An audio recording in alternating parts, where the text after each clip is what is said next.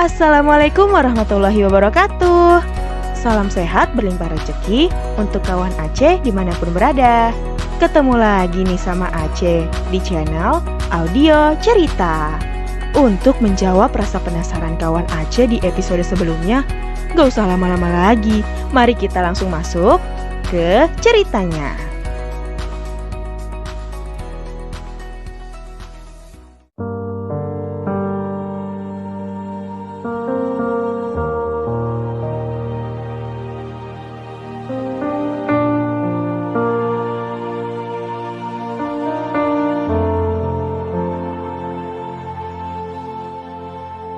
Dasar brengsek kamu!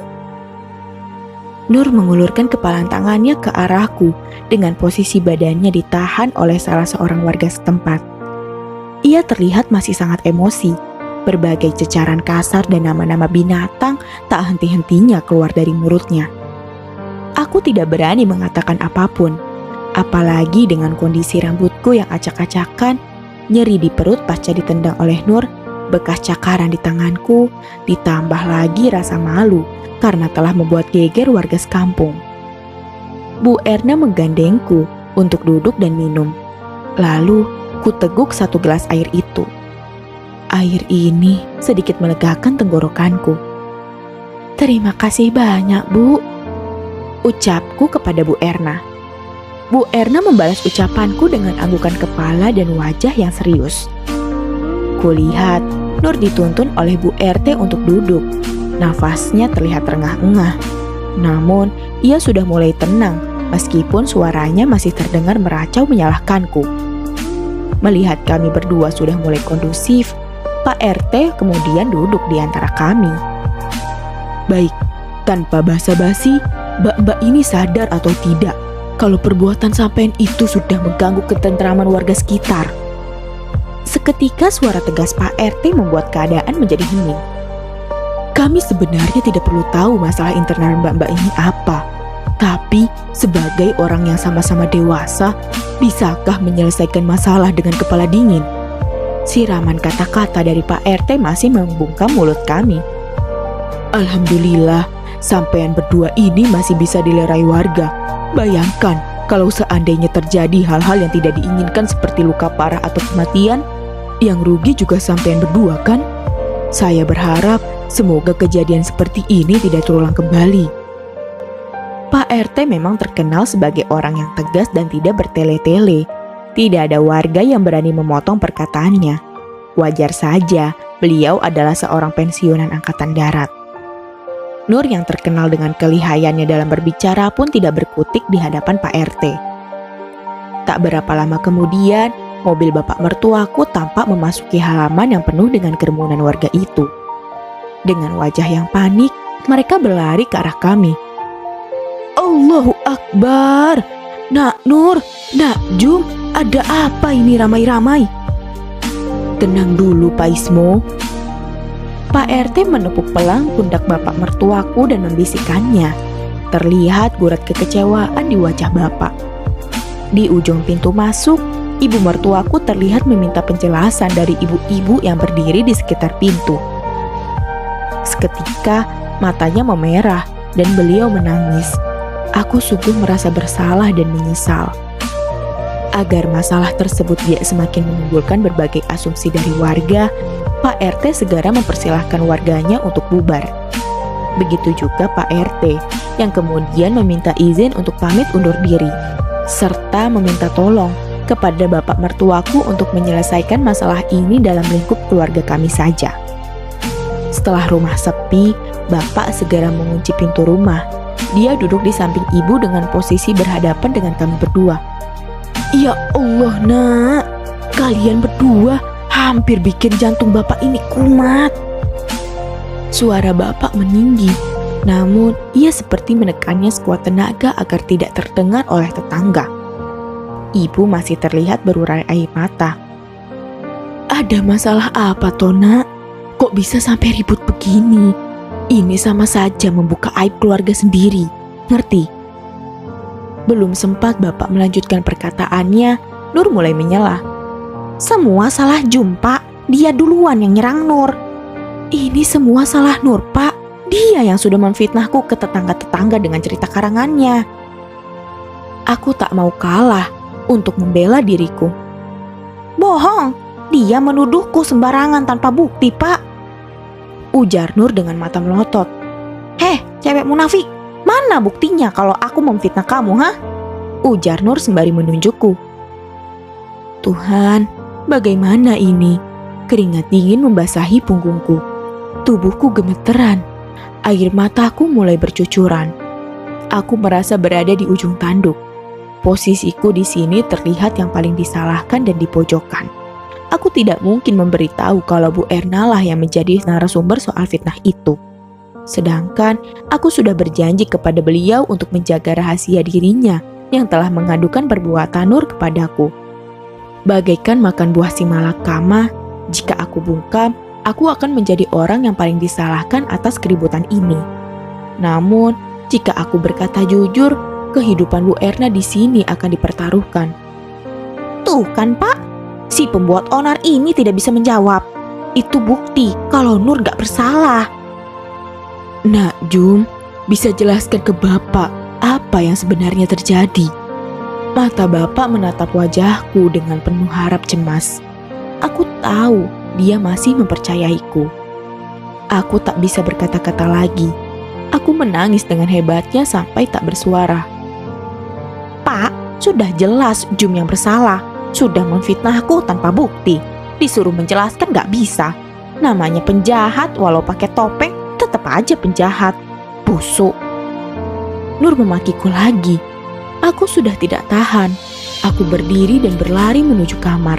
Dengan cepat, ku tutup dan kukunci pintu kamarku. Tak kuhiraukan suara bapak dan ibu yang berkali-kali memanggilku. Wajah kemenangan Nur terbayang-bayang di otakku.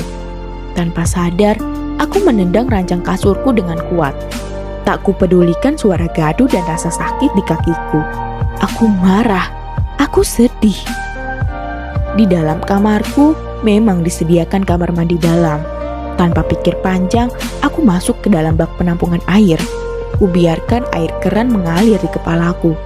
Mungkin seperti inilah rasanya menangis di bawah hujan. Memang cukup melegakan. Entah bagaimana, aku merasa seperti berada di lapangan yang sangat luas dan penuh ilalang. Aku melihat sosok Mama dari kejauhan. Ia tersenyum kepadaku. Semakin lama, ia semakin mendekat. Dia memelukku, mengusap air mataku. Anehnya, wajahnya tampak sangat muda dan cantik.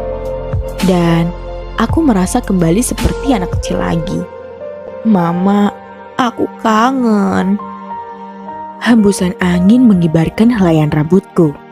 Matahari terlihat sudah akan terbenam menuju ufuknya. Sinar mentari yang mengintip di kerumunan awan menyeratkan sinar kemerahannya. Indah sekali. Aku berlarian di antara bunga-bunga ilalang yang kurang lebih setinggi betisku. Aku tertawa girang karena Mama mengejarku. Kakiku yang kecil ternyata tidak mampu menandingi kecepatan Mama berlari. Dia berhasil menangkapku. Tangan lembutnya memeluk perutku hingga aku terjerembab ke tubuhnya. Ia menggelitiki badanku dan kami tertawa bersama-sama. Entah kenapa, tiba-tiba suasananya menjadi berbeda. Aku berada di dalam sebuah ruangan mirip kamar, yang semuanya bernuansa merah muda.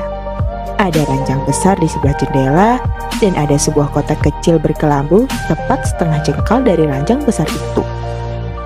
Ku dengar suara bayi menangis. Badanku secara sigap berlari menuju kotak berkelambu itu. Segera ku raih badan seorang bayi mungil yang berjenis kelamin perempuan. Wajahnya ayu dan menggemaskan, meskipun ketika sedang menangis. Kubunyikan suara desusan dari bibirku, berharap agar dia lebih tenang. Ku peluk badannya di dadaku, lalu ku ayun badan mungilnya dengan perlahan. Tak lama kemudian, matanya terlelap kembali. Aduh, Aisyah sayang, kamu lucu sekali sih, Nak. Saat aku menggendong bayiku, terdengar satu suara wanita yang mengagetkan telingaku. Dasar wanita pembunuh! Sontak, aku terkaget dan melihat sekelilingku. Tidak ada orang. Ku dekap bayiku dengan erat agar ia tidak terganggu dengan suara keras tadi. Tak berselang lama, ada dua suara wanita berbeda yang menyerang indera pendengaranku lagi. Heh, wanita terkutuk. Kamu itu gak pantas hidup. Mati saja kau seperti ibu dan anakmu. Lihat saja, sebentar lagi suamimu juga bakal ninggalin kamu. Wanita munafik. Suara itu terdengar hampir bersamaan dan membuatku bingung. Semakin lama, suara-suara aneh itu semakin banyak dan bertumpuk di telingaku, hingga otakku tak mampu mencernanya. Kepalaku pusing mendengar kata-kata cercaan itu. Pandanganku semakin kabur, namun suara itu semakin keras dan bersaut-sautan. Seketika Aisyah terlepas dari tanganku. Raganya terjatuh cukup keras di lantai. Ia mengadu dengan tangisan kerasnya. Aku menangis melihat anakku yang tersungkur tak berdaya. Aku mencoba meraih badannya, tetapi aku tidak bisa. Aku menutup telingaku rapat-rapat. Berhenti! Berhenti memakiku, setan! Suara itu tetap tidak bergeming. Jangan ganggu aku! Ah! Aku berteriak sekuat tenaga. Kurasakan ada sesuatu yang hangat mendekap badanku dan memanggil namaku.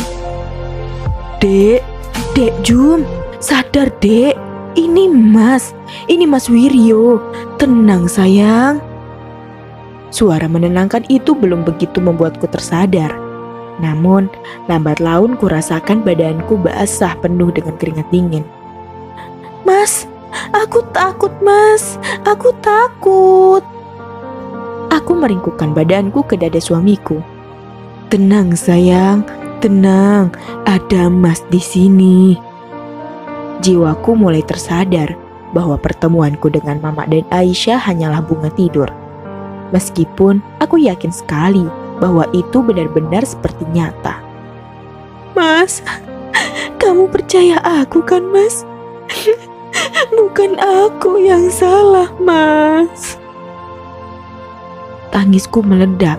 Aku bergumul pada rasa sedih, rasa marah, rasa bersalah dan rasa rendah diri karena akulah yang bakal menjadi kuncingan semua orang yang ada di sini. Iya, Mas percaya kamu, Dek. Maafkan Mas sudah memaksa adik tinggal di sini. Ini semua salah Mas. Pelukannya semakin erat. Mas, ayo kita pulang sekarang. Aku gak mau di sini lagi, Mas. Jum gak kuat.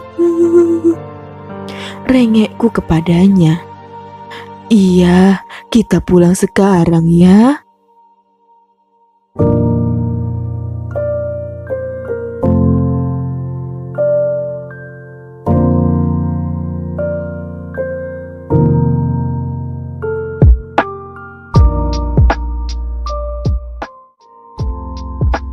Oke kawan Aceh, demikianlah akhir cerita untuk episode kali ini.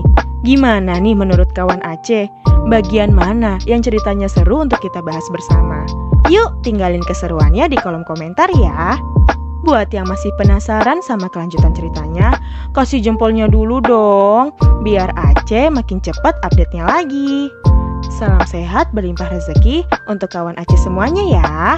Sampai ketemu di episode berikutnya. Bye-bye.